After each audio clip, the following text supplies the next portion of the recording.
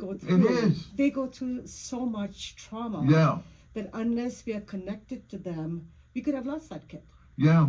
Hopefully, and I love to see organizations like yourself band together with other organizations that operate in the same spaces. And I know it's like putting the toothpaste back in the tube. I understand that. I'm not expecting miracles, but at some point in time, we need to have professionals and experts like yourself have a very open conversation about this intersection between adulthood and childhood that we've allowed to happen, that is really a dangerous place, because social media it's just unsafe for the untrained mind, because that story that you just described is horrible, because this is a young man who, as you said, was a good student, good kid, but is looking for some kind of companionship or at least connectivity, and got into a very adult area, and somebody took advantage of him and emotionally blackmailed him.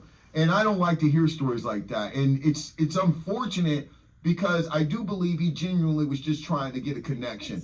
And he went into a very dangerous place where there's some adults waiting for guys like him.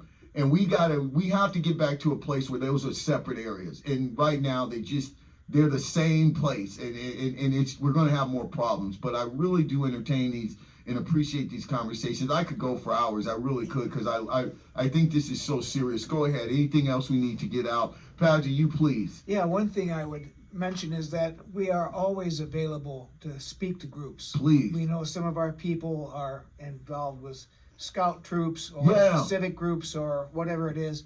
We are always willing to provide speakers for free. Yeah. To come and talk, just to give general information. Yeah, I'll make sure that I have some information for people that are looking for speakers, because you're absolutely right. I think you all probably have a lot to say, and I don't think that, like I said, for me, all those years ago, hearing about human trafficking, I don't think that kids know about how often they're probably brushing up against it on a daily basis. Something that could be one conversation that can go totally left field for them. And I think they need to have this in their toolbox. Go ahead, Doc. It's really wonderful when the churches help support us, because recently there's an interfaith conference, the meeting. Yeah. And Pastor Charles spoke, and they raised about $900 for us. Nice. We're very grateful to the pastor. Pastor Becky Sunquist. Yeah. Yep. There you go. I know you. I like her style. She takes care of all the ins and outs. But yeah, all three of you all are doing God's work, literally. I enjoyed this conversation. I'm always curious about human trafficking, but I think the expertise, the individual kind of way you all approach it and what you bring, I think is very, very helpful.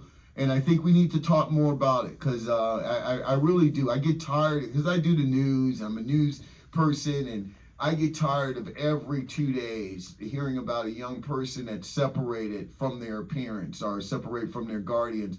And I know I was a teenager once. I know about teenage angst and all that kind of stuff. But I also know that sometimes when you get out there and the farther you get separated, it gets dangerous. There's one thing to kind of have a little animosity because your parents aren't getting you. But there's another thing to be coldly out there in danger. And then your parents are worried about you too. So I definitely love this. Give me some dates. Give me some addresses and phone numbers for people that want to contact and give and support, because we're going to use you as one of our organizations that we talk about to the end of the year. Go ahead. Wonderful. Well, we are Safe Coalition for Human Rights. Please contact us. Phone number is 219-308-9486. Yes. And our website again is safe, SAFECHR.org.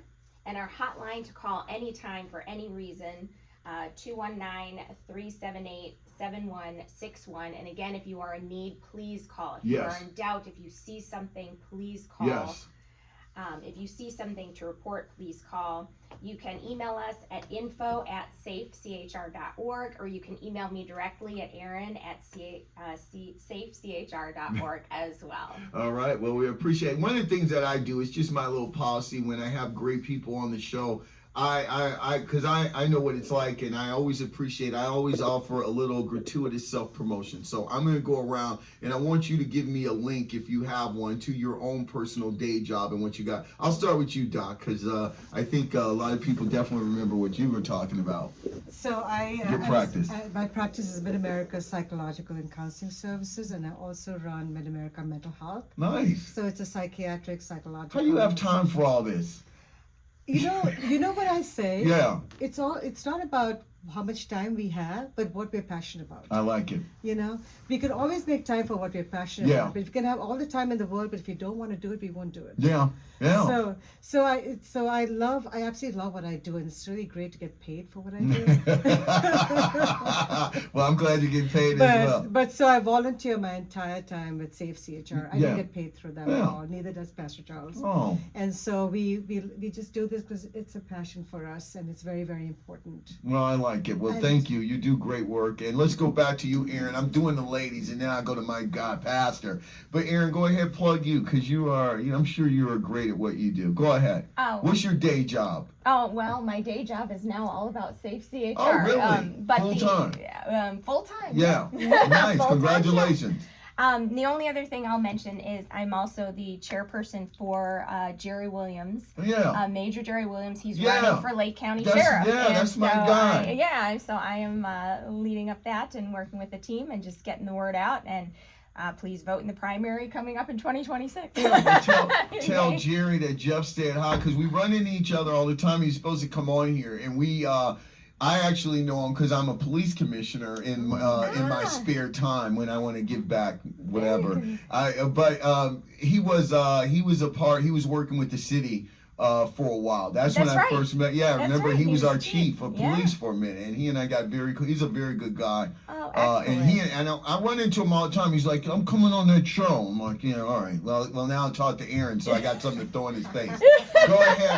Go ahead, Pastor, please. I'm co-pastor of the Calumet Episcopal Ministry Partnership. Nice. 6 small congregations: St. Augustine and St. Barnabas and Gary. Yeah. St. Christopher. St. Barnabas I know very well. That's out my neck of the woods. Yes.